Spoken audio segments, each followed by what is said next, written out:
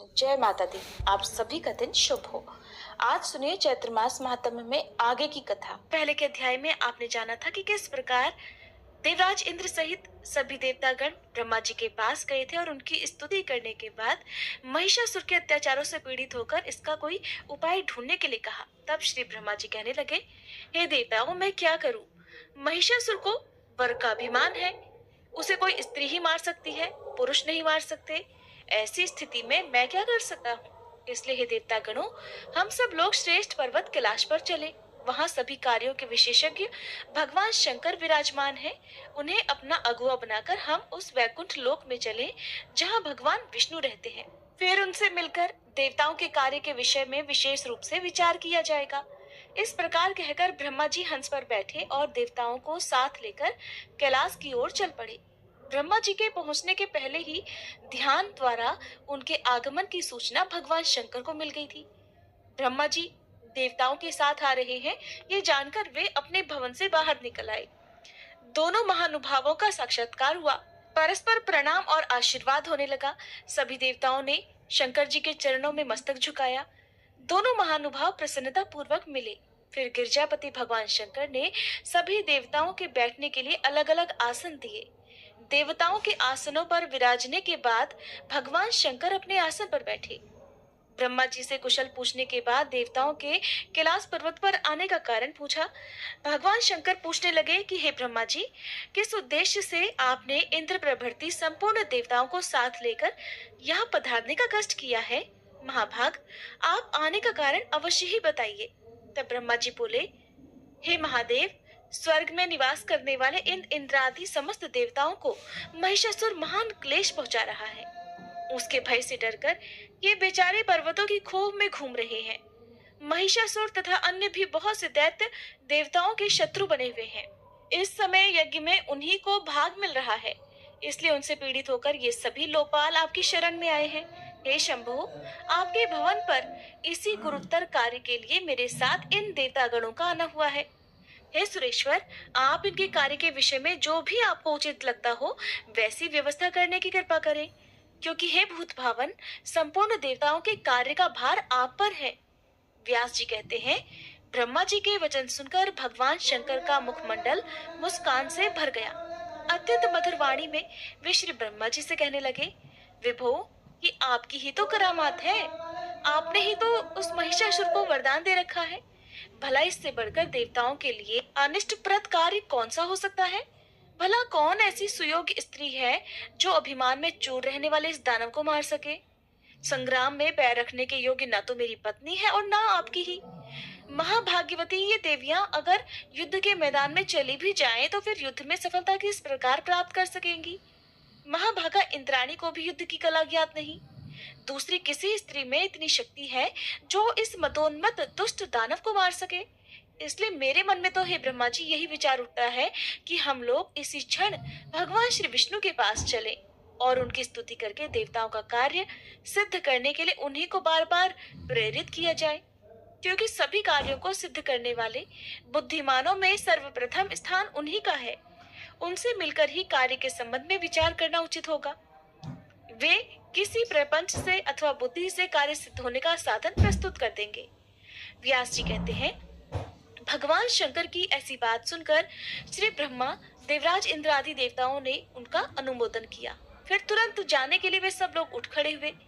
भगवान शंकर ने भी उनका साथ दिया।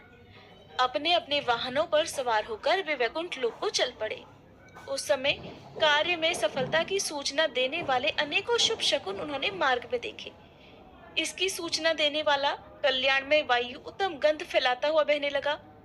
रास्ते में जाते हुए जहां तहां पवित्र पक्षी उत्तम बोली बोलते हुए मिले। आकाश निर्मल हो गया, दिशाएं स्वच्छ हो गईं। इस प्रकार देवताओं के यात्रा काल में मानो सभी शुभ योग सुलभ हो गए। श्री व्यास जी कहते हैं, इसके बाद सभी देवता शीघ्र ही वैकुंठ लोक पहुंच गए। वैकुंठ भगवान विष्णु का परम प्रिय दिव्य धाम है। वहाँ संपूर्ण शोभाओं से संपन्न भगवान का दिव्य भवन है। दिव्य सरोवर उसकी अनुपम शोभा बढ़ा रहे हैं। उस भवन के चारों ओर दिव्य चंपा, अशोक, कहार, पारिजात, बकुल, मालती, आम आदि पुष्पों के वृक्ष विराजमान हैं। जिनमें कोकिलाएं कूक रही हैं, मोर नाच रहे हैं और भंवरे गुंजार कर रहे हैं। ऐसे दिव्य उपवनों द्वारा भवन सुसज्जित है। नंद और सुनंद आदि पार्षद भगवान के अनन्य भक्त हैं। उनके द्वारा श्री हरि की स्तुति हो रही है। वहाँ अन्य भी बहुत से विशाल भवन हैं। उनमें स्वर्ण और मणियां जड़े हुए हैं, चित्रकारियां की हुई हैं। वे सुंदर भवन इतने ऊंचे हैं मानो आकाश को छू रहे हों। उन महलों से भगवान का भव्य भवन बिल्कुल सटा हुआ है। वहाँ दिव्य गंधर्व गान कर रहे हैं। मन को मुग्ध करने वाले किन्नर मीठे स्वर में आलाप कर रहे हैं। इसलिए भगवान विष्णु के भवन की अनुपम शोभा हो रही है। शांत स्वभाव वाले आदरणीय वेद पाठी मुनिगण सूक्तों का उच्चारण करके भगवान की स्तुति में लीन है। इससे भगवान श्री विष्णु का बहते हुए भवन महान शोभा पा रहा है। उस समय जय और विजय नामक दो द्वारपाल हाथ में सोने की छड़ी लेकर पहरा दे रहे थे।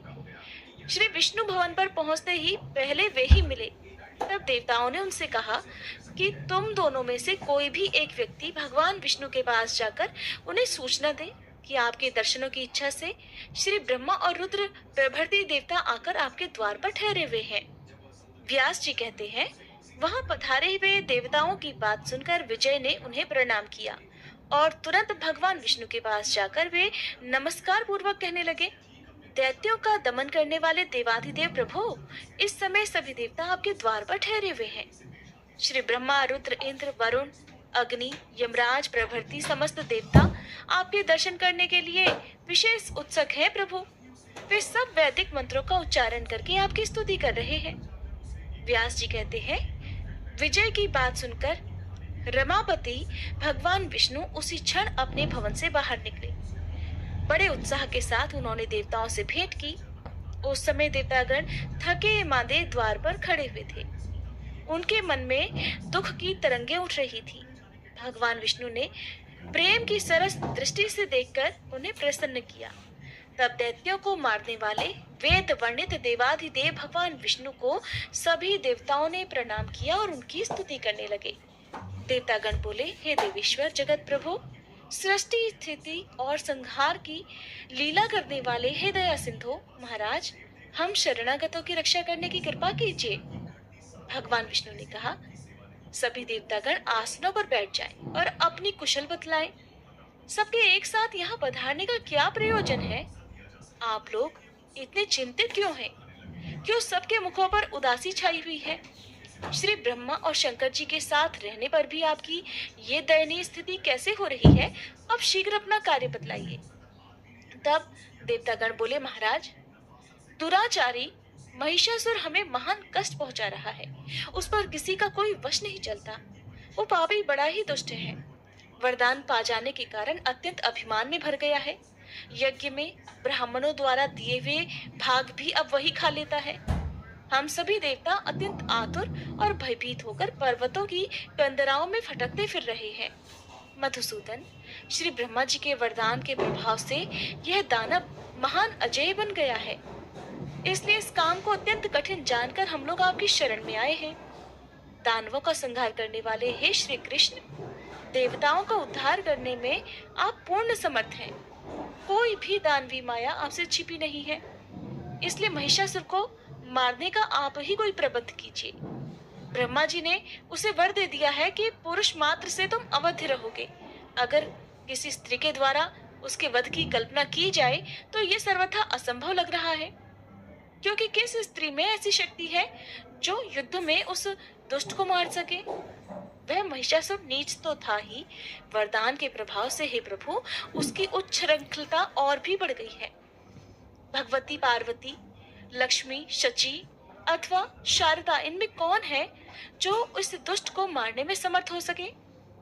भूमंडल का भार वहन करने वाले हे भगवान, भक्तों पर दया करना आपका स्वभाव ही है। किस प्रकार इस दैत्य का वध होगा, इस विषय में भलीभांति विचार करके हम देवताओं का कार्य सिद्ध करने की कृपा कीजिए। श्री व्यास जी कहते हैं, देवताओं की बात सुनकर भगवान विष्णु का मुखमंडल मानो मुस्कान से भर गया। फिर वे उनसे कहने लगे कि पूर्व समय की बात है, हमने भी महिषासुर से युद्ध किया था, किंतु उसकी मृत्यु नहीं हो सकी। इस अवसर पर अगर संपूर्ण देवताओं के तेज से कोई अत्यंत सुंदरी और सुयोग्य देवी प्रकट हो जाए तो वही युद्ध में बलपूर्वक उसे मार सकती है। महिषासुर सैकड़ों प्रकार की मायाओं का पूर्ण ज्ञानकार है। वरदान पा जाने से उसे असीम अभिमान हो गया है कि बिल्कुल निश्चित है कि हम सभी की शक्ति के अंश से कोई देवी प्रकट हुई तो वह उसे मारने में सफलता प्राप्त कर सकेगी। आप सब लोग अपनी शक्तियों से अनुरोध करो, साथ ही हमारी देवियां भी प्रार्थना में सम्मिलित हो जाएं, जिसके फलस्वरूप संपूर्ण शक्तियों तथा तेजों की गति रूपा एक देवताओं के पास त्रिशूल आदि जितने भी दिव्य आयुध हैं, वे सब भी उस देवी को दे दिए जाएं। इसके बाद संपूर्ण तेज तथा बल से संपन्न वह देवी सभी प्रकार के आयुध हाथों में लेकर उस दुराचारी और मदोन्मत्त नीच राक्षस को अवश्य ही मार डालेगी। व्यास जी कहते हैं, देवाधिदेव भगवान विष्णु के ऐसे वचन समाप्त होते ही श्री ब्रह्मा जी के शरीर से स्वयं एक महान तेजपुंज प्रकट हो गया। वह अत्यंत प्रकाशमान तेज बड़ा ही दुस्सह था। उसकी आकृति लाल थी। पद्मराग मणि की तुलना करने वाले उस तेज के सभी अवयव अत्यंत सुंदर थे।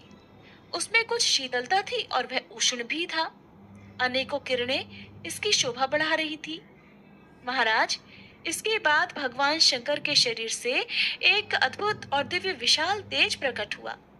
गौर वर्ण से शोभा पाने वाला वह तीक्ष्ण तेज अत्यंत भयंकर लग रहा था। उस पर किसी के नेत्र ठहर ही नहीं पाते थे। दैत्यों के लिए तो वह महान भयंकर और देवताओं के लिए बड़ा सुखकारक प्रकट हुआ। इस प्रकार उसकी आकृति बहुत विकराल थी, मानो तमोगुण से ओतप्रोत कोई दूसरा पर्वत ही वहां प्रकट हो गया हो। इसके बाद भगवान श्री विष्णु के शरीर से एक दूसरी तेजोराशि सामने आई। श्याम वर्ण वाले अत्यंत प्रकाशमान उस तेज में सत्व गुण की प्रधानता थी। फिर देवराज इंद्र के शरीर से एक अलौकिक और दुस्सह तेज प्रकट हुआ। सभी शक्तियों से संपन्न उस तेज में सभी गुण वर्तमान थे।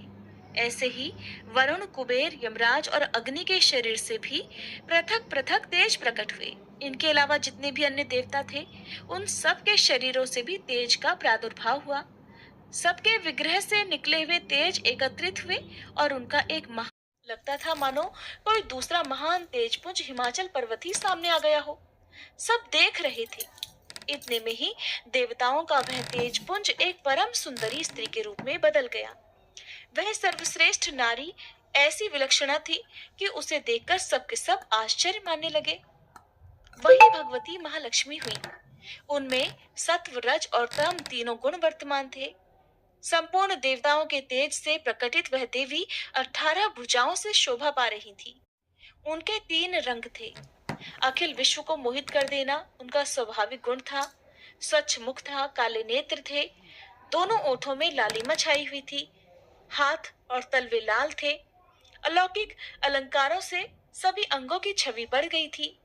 महिषासुर को मारने के लिए प्रचुर देव तेज से प्रकट हुई वे देवी 18 भुजाओं से संपन्न होने पर भी समय आने पर हजारों भुजाओं से सुशोभित हो जाती थी। राजा जन्मेजय ने कहा, महाभाग मुनिवर व्यास जी, आप सर्वज्ञानी पुरुष हैं। हे भगवान, देवताओं के शरीर से प्रकट हुई देवी के चरित्र का विस्तार पूर्वक वर्णन कीजिए। संपूर्ण देवताओं का तेज एकत्रित होकर देवी के रूप में बदल गया या फिर उसके अलग अलग रूप बन गए। मुंह, नाक और आंख आदि भेद से जितने अंग थे, वे सब एकत्रित होने पर एक विग्रह की तो पूर्ति करते हैं। व्यास जी, जिस देवता के शारीरिक तेज से देवी का जो अद्भुत अंग प्रकट हुआ, उसका वर्णन करने की कृपा कीजिए। देवताओं ने देवी को जिस प्रकार आयुध और आभूषण अर्पित किए, वे सब प्रसंग भी क्रमशः आपके मुखारविंद से सुनने की मुझे प्रबल इच्छा हुई है। हे ब्राह्मण, आपके मुख कमल से निकला हुआ भगवती महालक्ष्मी का ये चरित्र अमृत के समान मधुर है। इसे बार बार पान करते रहने पर भी मेरा मन तृप्ति की अनुभूति नहीं करता। श्री सूत जी कहते हैं, महाराज जन्मेजय की ये सभी बातें सुनकर सत्यवती नंदन व्यास जी ने मानो उन्हें संतुष्ट करते हुए मधुर वाणी में कहना आरंभ किया। व्यास जी कहने लगे, राजन, तुम बड़े भाग्यशाली पुरुष हो। देवी के श्री विग्रह के रूप विषयक प्रसंग में मैं अपनी बुद्धि के अनुसार विस्तार पूर्वक वर्णन तुमसे करता हूँ, ध्यान से सुनो। स्वयं श्री ब्रह्मा, विष्णु, महेश और इंद्र भी भगवती के यथार्थ रूप को किसी भी समय नहीं बता सकते, फिर मेरी तो भला गणना ही क्या है। देवी के जो रूप हैं, जैसे हैं और जिस उद्देश्य से हुए हैं, उन्हें मैं भला कैसे जान सकता हूँ। बस मेरी वाणी केवल इतना ही कहने में समर्थ है कि अखिल देव शक्ति स्वरूपा भगवती प्रकट हुई। वस्तुतः देवी तो नित्य स्वरूपा है, सदा ही विराजमान रहती है। देवताओं का अभीष्ट सिद्ध करने के लिए कार्य की आवश्यकता पड़ने पर, एक रूपा होने पर भी वे कभी तरह तरह के रूप धारण कर लेती हैं। जैसे नट स्वभावतः एक होने पर भी जनता को प्रसन्न करने के लिए तरह तरह के वेश बनाकर रंगमंच पर आता है, वैसे ही ये भगवती वास्तव में निर्गुणा और अरूपा होते हुए भी देवताओं का कार्य सिद्ध करने के लिए अपनी लीला से सगुण रूप धारण कर लिया करती हैं। जहां ये जैसा कार्य करती हैं, उसी के अनुसार उनके अनेकों नाम पड़ जाते हैं। उनके जितने भी गौण नाम हैं, उन सब में धातु के अर्थ का संबंध है। राजन, अब जिस तेज से भगवती का मनोहर रूप प्रकट हुआ, अपनी बुद्धि के अनुसार उसका वर्णन करता हूँ। भगवान शंकर का जो तेज था, उससे भगवती के मुख कमल की रचना हुई। श्वेत वर्ण से सुशोभित वह मुख कमंडल अत्यंत विशाल और मनोहर आकृति वाला हुआ। यमराज के तेज से भगवती के सिर में सुंदर बाल निकल आए। सभी केश बहुत लंबे थे और उनका ऊपरी भाग मुड़ा हुआ था। मेघ के समान मनोहर आकृति थी। अग्नि के तेज से उन देवी के तीनों नेत्र प्रकट हुए। कृष्ण, रक्त और श्वेत, इन तीनों वर्णों से उन नेत्रों की शोभा हो रही थी। उनकी सुंदर भौहें संध्या के तेज से उत्पन्न हुई। वे तेज से परिपूर्ण काली टेढ़ी भौहें ऐसी लगती थी मानो कामदेव का धनुष हो। वायु के तेज से उत्तम दो कान उत्पन्न हुए। वे ना तो बहुत लंबे थे और ना ही छोटे। कुबेर के तेज से अत्यंत मनोहर नासिका प्रकट हुई। उसकी आकृति बड़ी ही सुंदर थी। तिल के फूल के समान उसका आकार था। राजन, उन देवी के अत्यंत चमकीले और मनोहर दांत प्रजापति के तेज से प्रकट हुए थे। कुंद के अग्रभाग के समान उनका आकार था। देवी का अत्यंत लालिमामय अधरोष्ठ अरुण के तेज से प्रकट हुआ था और ऊपर का होठ स्वामी कार्तिक के तेज से उत्पन्न हुआ था। भगवान विष्णु के तेज से उनकी 18 भुजाएं उत्पन्न हुई। वसुओं के तेज से लाल वर्ण वाली अंगुलियां प्रकट हुई। चंद्रमा के तेज से दोनों उत्तम स्तनों का तथा इंद्र के तेज से मध्य भाग तटी प्रदेश का प्रादुर्भाव हुआ, जिसे 3 रेखाएं सुशोभित कर रही थी। वरुण के तेज से जंघाएं और पिंडलियां तथा पृथ्वी के तेज से नितंब भाग प्रकट हुआ, जो बड़ा ही विशाल था। राजन, इस प्रकार तेज पुंज से सुंदर आकार वाली वह देवी प्रकट हो गई। उनका स्वरूप अत्यंत मधुर था। उनके सभी अंग मनोहर थे। नेत्रों की छवि अनुपम थी। मुख मुस्कान से भरा हुआ था। महिषासुर के द्वारा सताए हुए सभी देवता उन्हें देखकर आनंद में विह्वल हो उठे। तब भगवान श्री विष्णु ने सभी देवताओं से कहा कि अब देवता लोग इस देवी को अपने सभी प्रकार के आभूषण और आयुध प्रदान करें। इस अवसर पर संपूर्ण देवता तुरंत ही अपने आयुधों से परम तेजस्वी विविध प्रकार के अस्त्र और शस्त्र निकालकर इस देवी को अर्पण कर दें। व्यास जी कहते हैं, भगवान विष्णु के वचन सुनकर सभी देवता आनंद पूर्वक अपने अस्त्र शस्त्र आभूषण और वस्त्र तुरंत भगवती को देने लगे। क्षीर समुद्र ने 2 दिव्य वस्त्र जिनका रंग लाल था और जो कभी जीर्ण नहीं होने वाले थे, और एक अत्यंत चमकीला सुंदर हार भी देवी को भेंट किया। साथ ही उन्होंने दिव्य चूड़ामणि, जिसकी चमक करोड़ों सूर्यों के तेज को भी परास्त कर रही थी, 2 कुंडल और सुंदर कड़े देवी को अर्पित किए।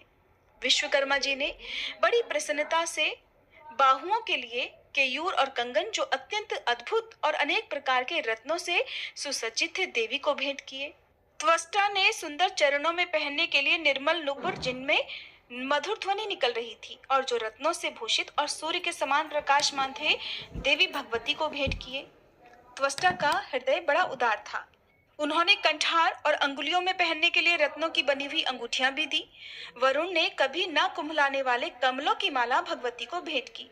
वैजयंती नाम से विख्यात ये हार उत्तम गंधों से परिपूर्ण था। उस पर भौरे मंडरा रहे थे। हिमवान ने संतुष्ट होकर देवी के लिए सुंदर रंगों का सुंदर सिंह तथा तरह तरह के रत्न समर्पित किए। फिर तो सर्वोपरि विराजमान रहने वाली वे देवी दिव्य आभूषणों से अलंकृत होकर सिंह पर बैठ गईं। उनमें सभी उत्तम लक्षण वर्तमान थे। तब भगवान श्री विष्णु ने अपने चक्र से चक्र उत्पन्न करके भगवती को अर्पित कर दिया। उस प्रकाशमान चक्र में हजारों अरे थे। राक्षसों के सिर काटने में वह पूरी तरह से समर्थ था। भगवान शंकर ने अपने त्रिशूलों में से एक त्रिशूल निकालकर देवी को भेंट किया। उस उत्तम त्रिशूल में देवताओं का भय दूर करने की पर्याप्त क्षमता थी। प्रसन्न आत्मा वरुण ने अपने शंख में से एक अत्यंत चमकीला और सुंदर शंख उत्पन्न करके देवी भगवती को अर्पित किया। उससे निरंतर ध्वनि हो रही थी। अग्निदेव का मन प्रसन्नता से खिल उठा था। उन्होंने एक शक्ति तथा दानवी सेना का संहार करने में कुशल एक सुंदर शतघ्नी देवी भगवती के सामने उपस्थित करी। पवन देव ने बाणों से परिपूर्ण तरकश और एक अद्भुत दिखने वाला धनुष देवी को भेंट किया। यह धनुष अत्यंत दुर्धर्ष था। उसकी टंकार बहुत ही तीखी थी। देवराज इंद्र ने अपने वज्र से उत्पन्न करके वज्र और ऐरावत हाथी से उतारकर एक अत्यंत सुंदर और श्रेष्ठ शब्द वाला घंटा तुरंत देवी को अर्पित कर दिया। संहार का अवसर उपस्थित होने पर सभी प्राणियों का नाश करने के लिए यमराज जिसका प्रयोग करते थे, उसी काल दंड से प्रकट हुआ एक दंड उन्होंने देवी को अर्पित किया। श्री ब्रह्मा जी ने गंगा जल से भरा हुआ दिव्य कमंडल तथा वरुण ने प्रसन्नता पूर्वक एक पाश इन देवी को अर्पित किया। राजन, काल ने इन्हें ढाल और तलवार दी। विश्वकर्मा जी ने तेज धार वाला फरसा दिया। कुबेर ने मधु से भरा हुआ सोने का पान पात्र और वरुण ने मन को मुग्ध करने वाला कमल के फूल का दिव्य हार देवी की सेवा में उपस्थित किया। त्वष्टा ने प्रसन्न होकर भगवती को कौमोद की गदा भेंट की। उस गदा में शब्द करने वाली सैकड़ों घंटियां लगी हुई थी। उसके प्रहार से राक्षसों का कचूमर निकल जाता था। साथ ही उन्होंने अनेक प्रकार के अन्य बहुत से अस्त्र तथा एक अभेद्य कवच भी देवी भगवती को अर्पित किया। सूर्यदेव ने जगदम्बा को अपनी किरणें प्रदान की। जब कल्याणमयी भगवती आभूषणों से अलंकृत होकर हाथ में अस्त्र शस्त्र लिए हुए विराजमान हुई, तब त्रिलोकी को मुग्ध करने वाले उनके दिव्य दर्शन पाकर सभी देवता उनकी स्तुति करने में लीन हो गए। देवतागण कहने लगे, हे शिवा, कल्याणी, शांति, पुष्टि और रुद्राणी नाम से प्रसिद्ध दिव्य स्वरूप धारण करने वाली हे जगदम्बा, आपको निरंतर प्रणाम है। जो कालरात्रि, इंद्राणी, सिद्धि, बुद्धि, बुद्धि तथा वैष्णवी नाम से विख्यात हैं, उन भगवती अम्बा को निरंतर नमस्कार है। जो पृथ्वी के भीतर व्याप्त है, किंतु पृथ्वी जिन्हें जान नहीं सकती, तथा जो पृथ्वी के अंतर में विराजमान होकर सदा शासन करने में संलग्न है, उन भगवती परमेश्वरी को हम प्रणाम करते हैं। जो माया के अंदर प्रविष्ट होते हुए भी उससे अज्ञात हैं तथा अंतःकरण में रहकर उसे प्रेरणा करने में करते हैं। माता, शत्रु से हम महान दुखी हैं। आप कल्याण दायिनी बनकर हमारी रक्षा कीजिए। अत्यंत दुराचारी महिषासुर को अपने तेज से मोहित करके उसे परास्त करने का शीघ्र ही कोई प्रबंध कीजिए। देवी, उस नीच, मायावी, भयंकर और अभिमान में चूर रहने वाले दानव को केवल कोई स्त्री ही मार सकती है। यह मूर्ख अनेक प्रकार के वेश बनाकर सभी देवताओं को कष्ट पहुंचाया करता है।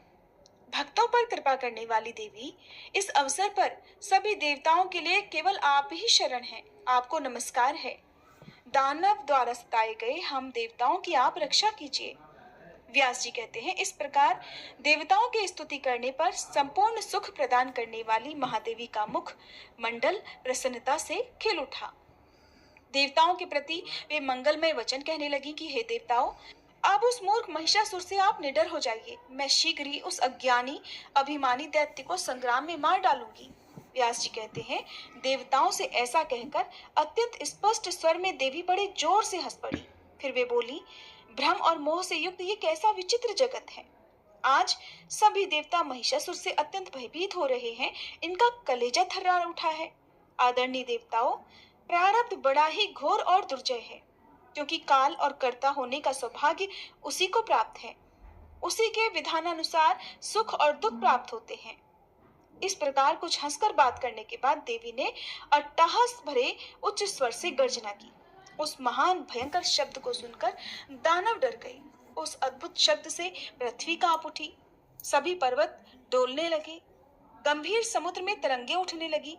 उस गर्जना के प्रभाव से सुमेरु पर्वत अपने स्थान से खिसक पड़ा। सभी दिशाएं भीषण ध्वनि से गूंज उठी।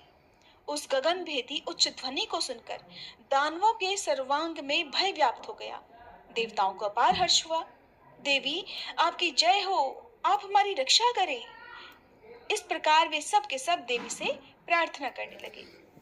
मद में चूर रहने वाले महिषासुर ने भी वह भीषण गर्जना सुनी तो वह क्रोध से तिलमिला उठा कर उसने उपस्थित दानवों से पूछा कि ये क्या हो रहा है, और इस प्रकार आज्ञा दी कि इस विशिष्ट ध्वनि के विषय में जानकारी प्राप्त करने के लिए दूत अभी जाएं, पता लगाएं कि अत्यंत कठोर और कान के पर्दों को फाड़ने की क्षमता रखने वाला ये शब्द किसके मुख से निकला है। ऐसी गर्जना करने वाला देवता अथवा दानव जो कोई भी हो, दूत उस दुष्ट को पकड़कर तुरंत मेरे पास लेकर आए। वह महान नीच और अभिमानी है, तभी तो इस प्रकार गर्जना कर रहा है। मैं उसे मृत्यु के मुख में झोंक दूंगा। निश्चय ही उस मूर्ख की आयु राज के द्वार जाना चाहता है। देवता तो कभी के परास्त हो गए थे, भय से उनका कलेजा कांप उठा था, इसलिए वे तो ऐसी गर्जना नहीं कर सकते। जिन्होंने मेरी अधीनता स्वीकार कर ली, उन दानवों का ये काम हो ये भी असंभव है। फिर किस मूर्ख ने ऐसा दुस्साहस किया है, क्यों ऐसी गर्जना हुई? इस विषय की पूरी जानकारी प्राप्त करके दूत तुरंत मेरे पास लौट कर आए। तब मैं जाकर व्यर्थ परिश्रम करने वाले उस दुराचारी को मार डालूंगा। व्यास जी कहते हैं, महिषासुर के इस प्रकार आज्ञा देने पर दूत भगवती जगदम्बिका के पास जा पहुंचे। देवी के सर्वांग अत्यंत मनोहर थे, 18 भुजाएं थी। उनका दिव्य विग्रह संपूर्ण आभूषणों से सुसज्जित था। उनमें सभी उत्तम लक्षण विद्यमान थे। उन कल्याणमयी देवी ने हाथों में श्रेष्ठ आयुध धारण कर रखे थे। वे हाथ में पान पात्र लेकर निरंतर मधु पी रही थी। भगवती की ऐसी झांकी देखकर दूत डर गए। उनके सर्वांग में त्रास छा गया। अत्यंत शंकित होकर वे वहां से तुरंत ही लौट पड़े और जल्दी जाकर महिषासुर के सामने उपस्थित होकर उन्होंने गर्जना करने का कारण भी व्यक्त करना आरंभ कर दिया। दूत इस प्रकार महिषासुर से बोले कि हे दानवेश्वर, कोई एक सुंदर स्त्री दिखाई दे रही है। उस देवी के सर्वांग तारुण्य से खिल उठे हैं। उसने संपूर्ण अंगों में आभूषण धारण कर रखे हैं। अखिल रत्न उसके शरीर की शोभा बढ़ा रहे हैं। उसका तो विलक्षण रूप है, ना तो वह मानवी जान पड़ती है और ना ही आसुरी। उस श्रेष्ठ स्त्री के 18 भुजाएं हैं। हाथों में अस्त्र शस्त्र लेकर वह विशाल सिंह पर सवार है। उसके सभी अंगों से अभिमान टपक रहा है। हमारे देखने में वही ऐसी गर्जना कर रही है। इच्छा अनुसार वह मधु का पात्र उठाकर अपने मुंह में उड़ेला करती है। हमारी समझ से उसका तो अभी विवाह भी नहीं हुआ है। देवता बड़े उत्साह के साथ आकाश में स्थित होकर उसकी स्तुति कर रहे हैं और वे कहते हैं कि देवी आपकी जय हो, आप हमारी रक्षा करें और शत्रु को परास्त कर दें। प्रभु, मैं ये नहीं जान सका कि वह श्रेष्ठ स्त्री कौन है और किसके साथ उसका विवाह हुआ है। इस सुंदरी के यहाँ आने का क्या कारण है और वह क्या चाहती है? उसके शरीर से इतना प्रकाश निकलकर फैल रहा है कि उधर ताकने में भी हम असमर्थ हो गए थे। उसके सभी श्रृंगार वीर रस के हैं। उसका मुख मुस्कान से भरा है। अद्भुत रस वाली वह सुंदरी नारी बड़ी भयानक लग रही है। उसका ऐसा रूप देखकर हम तो बिना बात किए ही वापस लौट आए हैं। राजन, हम आपके आज्ञाकारी हैं। अब इसके बाद हमें क्या करना चाहिए, आज्ञा दीजिए। तब महिषासुर ने अपने मंत्री से कहा कि वीर, तुम मेरे प्रधानमंत्री हो, आदेशानुसार सेना लेकर जाओ। साम दाम आदि उपायों का उपयोग करके उस सुंदर मुख वाली स्त्री को यहाँ लाने का प्रबंध करो। अगर साम और दाम से वह नहीं आना चाहती तो तीसरे अस्त्र यानी दंड का भी प्रयोग किया जा सकता है। इतना करना कि उसे चोट न पहुंचे। उस सुंदरी को सुरक्षित रूप से मेरे पास लेकर आना, क्योंकि कजरारे नेत्रों वाली उस नारी को मैं प्रसन्नता से पटरानी बनाना चाहता हूँ। संभव है प्रेम का बर्ताव करने पर ही वह मृगनयनी आ जाए। तुम मेरी इच्छा पूर्ण होने में यथासाध्य यत्नशील बन जाओ और ऐसा करना जिससे रंग में भंग न होने पाए। उसके सौंदर्य रूपी ऐश्वर्य को सुनकर मैं तो मोहित हो गया हूँ। व्यास जी कहते हैं, महिषासुर के मधुर वचन सुनकर उसका प्रधानमंत्री तुरंत हाथी, घोड़े और रथों के साथ प्रस्थान कर गया। मनस्वनी भगवती जगदम्बा के पास जाने का उसका साहस नहीं हुआ। बहुत दूर खड़ा रहकर ही वो कहने लगा। उसने नम्रता पूर्वक मधुर वचन में भगवती के प्रति मीठी वाणी से कहा, महाभागे, मेरे स्वामी जगत विजयी हैं, उन्हें देवता तक नहीं मार सकते। मनुष्यों की तो फिर बात ही क्या है। वे मधुर वचनों में पूछ रहे हैं कि तुम कौन हो और किस उद्देश्य से यहाँ आने का तुमने कष्ट उठाया है। सुलोचने, हमारे महाराज को तो ब्रह्मा जी वरदान दे चुके हैं, इसका उन्हें पूर्ण अभिमान रहता है। सभी दानव उनका शासन मानते हैं, उनके अधीन हैं। वे बलवान और इच्छानुसार रूप धारण करने में भी समर्थ हैं। महिषासुर उनका नाम है। मन को मुग्ध करने वाला सुंदर रूप बनाकर तुम आई हो, ये सुनकर वे तुमसे मिलना चाहते हैं। अभी मनुष्य का रूप धारण करके वे तुम्हारे पास आएंगे। सुंदरी, तुम्हारी जैसी रुचि हो वही करो, हमें सभी बातें मान्य हैं। हे मृगलोचने, मेरे बुद्धिमान स्वामी तुम्हारे प्रति अटूट श्रद्धा रखते हैं। उचित लगे तो तुम उनके पास चलो, नहीं तो मैं ही उन्हें यहाँ बुला लाऊं। हे देवी, तुम्हारी जैसी इच्छा हो वही करने के लिए मैं यहाँ पर प्रस्तुत हुआ हूँ। महाराज महिषासुर तुम्हारे रूप की प्रशंसा सुनकर अत्यंत वशीभूत हो गए हैं, इसलिए हे सुजनने, शीघ्र आज्ञा दो, मैं उसी का पालन करना अपना परम कर्तव्य समझता हूँ। व्यास जी कहते हैं, भगवती जगदम्बा श्रेष्ठ स्त्री के रूप में विराजमान थी। महिषासुर के मंत्री की बात सुनकर वे मुस्कुराती हुई मेघ की तरह गंभीर वाणी में उससे कहने लगी। देवी ने जो कुछ भी कहा, भक्तजनों, उसका वर्णन आप अगले अध्याय में सुनिएगा। उम्मीद है हर बार की तरह आज की ये वीडियो भी आपको पसंद आई होगी।